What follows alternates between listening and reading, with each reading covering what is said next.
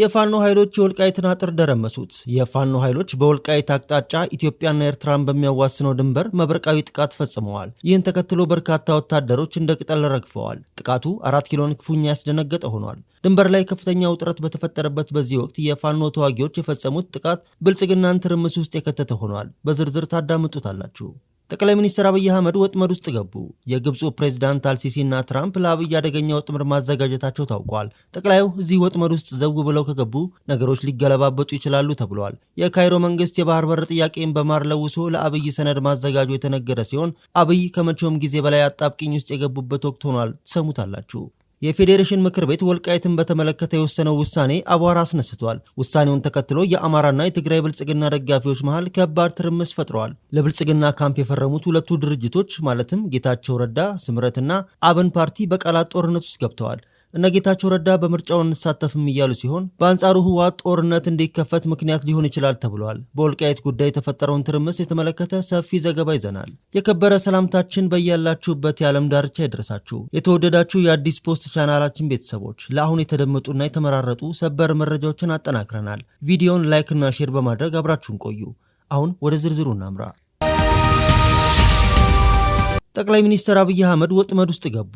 የግብፁ ፕሬዝዳንት አልሲሲ እና ትራምፕ ለአብይ አደገኛ ወጥመድ ማዘጋጀታቸው ታውቋል። ጠቅላዩ እዚህ ወጥመድ ውስጥ ዘው ብለው ከገቡ ነገሮች ሊገለባበጡ ይችላሉ ተብሏል። የካይሮ መንግስት የባህር በር ጥያቄን በማር ለውሶ ለአብይ ሰነድ ማዘጋጀቱ የተነገረ ሲሆን አብይ ከመቼውም ጊዜ በላይ አጣብቂኝ ውስጥ የገቡበት ወቅት ሆኗል። ግብጽ በአባይ ወንዝ ላይ ያለውን የውሃ ውዝግብ ለማርገብና መፍትሄ ለማምጣት እንዲረዳ ኢትዮጵያ ወደ ቀይ ባህር የምታገኘው መዳረሻ ለመደገፍ ዝግጁ መሆኗን ለጉዳዩ ቅርበት ያላቸው ለዘናሽናል ገልጸዋል። ይህ ለኢትዮጵያ ብሎም ለጠቅላይ ሚኒስትር አብይ አደገኛ ወጥመድ ነው። እንደ ምንጮቹ ገለጻ ይህ የግብጽ ውሳኔ ሀሳብ ባለፈው ሳምንት ለኢትዮጵያ ጠቅላይ ሚኒስትር አብይ አህመድ ደርሷቸዋል። በተመሳሳይ የውሳኔው ሀሳቡ ለዋሽንግተንም የተላከ ሲሆን ፕሬዚዳንት ዶናልድ ትራምፕ ከ10 ዓመታት በላይ በዘለቀው የታላቁ የኢትዮጵያ ህዳሴ ግድብ ውዝግብ ላይ አስታራቂነት ሚና ለመጫወት ፍላጎት ማሳየታቸው ይታወሳል። ግብጽ ለባህር በር መዳረሻው ድጋፍ የምትሰጠው ኢትዮጵያ በውሃ ድርድር ላይ መለሳለስ ካሳየች ብቻ እንደሆነ ገልጻለች። አዲስ አበባ በባህር ዳርቻዎች ላይ ወታደራዊ ኃይል የማስፈር ዕቅዷን እንድታቆም ግብጽ ትፈልጋለች። ኢትዮጵያ ይህንን ሀሳብ የማትቀበል ከሆነ ግብጽ በሱዳን በሶማሌና በጅቡቲ ያላትን ፖለቲካዊና ወታደራዊ ተጽዕኖ እንዲሁም በቀይ ባህር ደቡባዊ ክፍል ያለውን የባህር ኃይል በመጠቀም ኢትዮጵያ በእነዚህ ሀገራት በኩል ወደቦችን እንዳታገኝ እንደምታግድ ተዘዋዋሪ ማስጠንቀቂያ ሰጥታለች። ምንም እንኳን አዲስ አበባም ሆነ ካይሮ እስካሁን ይፋ መግለጫ ባይሰጡም ጠቅላይ ሚኒስትር አብይ አህመድ በቅርቡ ከቱርኩ ፕሬዝዳንት ረሲፕ ጣይፕ ኤርዶጋን ጋር በነበራቸው ጋዜጣዊ መግለጫ ኢትዮጵያ የባህር በር እንደሚያስፈልጋት በድጋሚ አጽንኦት ሰጥተውታል። ከ130 ሚሊዮን በላይ ህዝብ ያላት ሀገር የባህር በር ተከልክላ የጂኦግራፊ እስረኛ ሆና መቀጠሏ ለእድገታችን ዘላቂ እንቅፋት ነው ብለዋል። ግብጽ በኢትዮጵያ ላይ ያላትን የድርድር ጫና ለማሳደግ በጅቡቲና በኤርትራ የሚገኙ ወደቦችን ለማልማት ስምምነት ላይ መድረሷ ተገልጿል። በዚህም መሰረት ግብጽ የጅቡቲውን ዶራሌ ወደብና የኤርትራውን ስልታዊ የአሰብ ወደብ የማሻሻል ስራ እየሰራች ሲሆን ይህም የጦር መርከቦች የሚያርፉባቸውን ቦታዎችና አነስተኛ ቁጥር ያላቸውን ልዩ ወታደራዊ ኃይሎች የሚያሰፍሩባቸው ተቋማትን ያካትታል። የፌዴሬሽን ምክር ቤት ወልቃይትን በተመለከተ የወሰነው ውሳኔ አቧራ አስነስቷል። ውሳኔውን ተከትሎ የአማራና የትግራይ ብልጽግና ደጋፊዎች መሃል ከባድ ትርምስ ፈጥረዋል።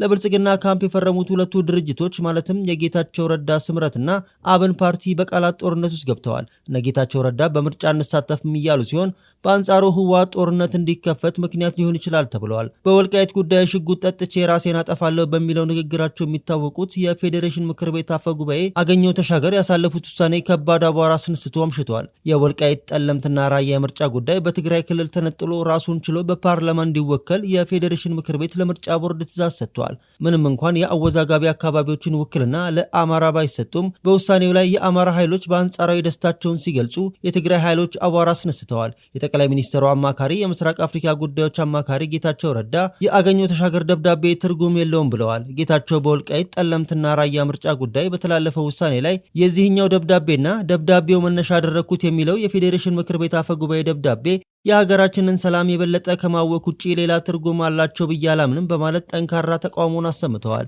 የፌዴሬሽን ምክር ቤት ለምርጫ ቦርድ የተሰጠው ትዕዛዝ በትግራይና በአማራ ክልሎች መካከል አከራካሪ ሆነው የቆዩ የተባሉትን 5 የምርጫ ክልሎች ይገባኛል ጥያቄ እስከሚፈታ ድረስ ከትግራይ ክልል ውጭ ሆነው ለፓርላማ በቀጥታ ምርጫ ይደረጋል የሚል ነው። ውሳኔው የተላለፈባቸው የምርጫ ክልሎች ሁመራ፣ አዲ ረመጽ፣ ጠለምት፣ ኮረም፣ ደቡብ ምዕራብ ትግራይ፣ ራያ፣ ቆቦ፣ አዲ፣ ግራት፣ ሰቲት፣ ሁመራ፣ አዲ ረመጽ፣ ጠለምት፣ ኮረም፣ ደቡብ ምዕራብ ትግራይ፣ ራያ፣ ቆቦ፣ አዲ፣ ግራት፣ ሰቲት፣ ሁመራ፣ አዲ ረመጽ፣ ጠለምት፣ ኮረም፣ ኦፍላና ራያ አላማጣ ናቸው። በውሳኔው ላይ የትግራይ ጊዜያዊ አስተዳደር ፖለቲካ ፓርቲዎች በተመሳሳይ ድምፅ አጥብቀው ተቃውመዋል። ጌታቸው በግላቸው ካሰሙት ተቃውሞ በተጨማሪ በፓርቲያቸው ስምረት በኩል ባወጡት መግለጫ አደገኛ ያለ ውሳኔ በአስቸኳይ የማይታረም ከሆነ ከምርጫው ራሱን እንደሚያገል አስታውቋል። የጌታቸው ፓርቲ የህዝብን ሉዓላዊነት ለማስከበር ማንኛውንም ህጋዊና ፖለቲካዊ ትግል እንደሚያደርግ አስጠንቅቋል። ፓርቲው ውሳኔውን በህዝብ ውሳኔ ያልተረጋገጠና የክልል አስተዳደርን በጉልበት ለመንጠቅ የሚደረግ የህግ ጥሰት ነው በማለት አውግዟል። የፌዴሬሽን ምክር ቤት የምርጫ ክልሎችን የማዋቀርም ሆነ ክልሎችን ከነባር መዋቅራቸው ውጭ የመወሰን ምንም አይነት ህገ መንግስታዊ ስልጣን የለውም ብለዋል። ውሳኔው ብሔራዊ ምርጫ ቦርድ በፌዴሬሽን ምክር ቤት የፖለቲካ ተጽዕኖ ስር መውደቁ የዘንድሮ ምርጫ ተአማኒነት ገና ከጅምሩ ጥያቄ ውስጥ ከቶታል ሲል ፓርቲው ኮንኗል። የትግራይ ክልል ጊዜያዊ አስተዳደር የፌዴሬሽን ምክር ቤት ውሳኔ የክልሉን ህገ መንግስታዊ ወሰን አደጋ ላይ የሚጥል ነው ሲልም አውግዟል። ውሳኔውን አደገኛ ሲል የጠራው አስተዳደሩ የሚያስከትለውን መዘዝ ከግምት ውስጥ በማስገባት በድጋሚ እንዲጤንና እንዲታረም በጥብቅ አሳስቧል። ጊዜያዊ አስተዳደሩ የትግራይ ህዝብ ድምጽ ባልተወከለበት የፌዴሬሽን ምክር ቤት የተላለፈው ውሳኔ ህገ መንግስቱንና የፕሪቶሪያን ስምምነት በግልጽ የሚጥስ ነው ሲልም ነቅፈዋል። ውሳኔው ወትሮንም በቋፍ የነበረው የጊዜያዊ አስተዳደሩና የፌዴራል መንግስት ግንኙነት ወደ ለየለት ግጭት የሚያሸጋግር መሆኑ የትግራይ ኃይሎች እየገለጹ ነው።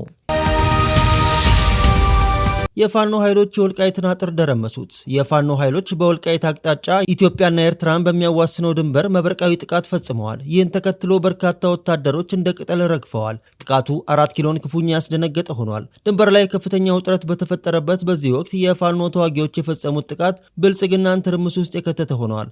ከኤርትራ ድንበር በቅርብ ርቀት ላይ ወደምትገኝ ከተማ ዘልቆ በመግባት ማረሚያ ቤት መስበሩ ተሰምቷል። የፋኖ ታጣቂዎች በትላንትናው ዕለት ማረሚያ ቤት ሰብረው እስረኞችን አስለቅቀውበታል የተባለችው ከተማ የወልቃይት ጠገዴዋ ሶሮቃ ከተማ መሆኗ ተገልጿል። በማዕከላዊ ጎንደር ዞን የጠገዴ ወረዳ ንዑስ ወረዳ የሆነችው በወረዳዋ ቆላማ አካባቢ ከሚገኙ ከተሞች ውስጥ አንዷ ናት ሶሮቃ ከተማ። ሶሮቃ ከተማ ከጎንደር ከተማ 125 ኪሎ ሜትር ርቀት ላይ የምትገኝ ከጎንደር ሁመራ ኤርትራ እንዲሁም ከጎንደር አብርሃ ጅራ ወደ ሱዳን መሻገሪያ መንገዶች ማዕከል ነች።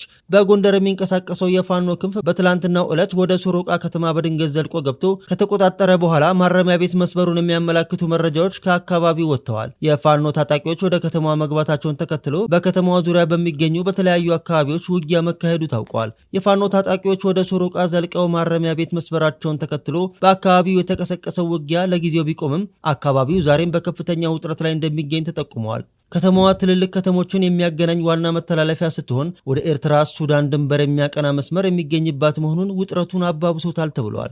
መከላከያና በነ ኮሎኔል ደመቀ ዘውዱ የሚመራው የተከዜ ዘብ በሁመራ በኩል ኤርትራና ኢትዮጵያን የሚያገናኘውን መስመር ቀን ከሌሊት ሲጠብቅ መቆየቱ የሚታወስ ነው። ከቅርብ ጊዜ ወዲህ ደግሞ ሁለቱ ኃይሎች በተናጠል የሚንቀሳቀስ አዝማሚያ ውስጥ መግባታቸውን የሚያመለክቱ መረጃዎች ከነ ኮሎኔል ደመቀ ዘውዱ አስተዳደር ጭምር ወጥቷል።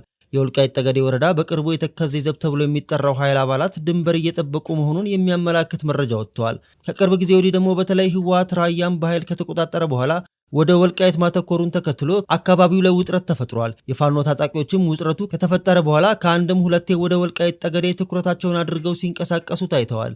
በወልቃይት ጠገዴ የፋኖ ኃይሎች እንቅስቃሴ እየጨመረ መሆኑን የሚያመላክቱ መረጃዎች በተደጋጋሚ መውጣታቸው አካባቢው ላይ የተለየ እንቅስቃሴ እየፈጠረ ነው ተብለዋል። ባለፈው ወር መጨረሻ ሳምንት ላይ የፋኖ ታጣቂዎች በወልቃይት ጠገዴ ወረዳ የምትገኘው ማክሰኞ ገበያ ላይ ገብተው እንደነበር መዘገቡ የሚታወስ ነው። ከአንድ ወር ባነሰ ጊዜ ውስጥ ጎንደር ላይ የሚንቀሳቀሱ የፋኖ ኃይሎች ወደ ወልቃይት ጠገዴ አካባቢዎች መግባታቸውን ተከትሎ መከላከያ አንዳንድ አካባቢዎችን መቆጣጠሩ ተሰምቷል። ከዚህ ቀደም የነ ኮሎኔል ደመቀ ዘውዱ የጸጥታ ኃይል ይንቀሳቀስባቸው የነበሩ አካባቢዎች በመከላከያ እየተተኩ ነው መባሉ የሚታወስ ነው።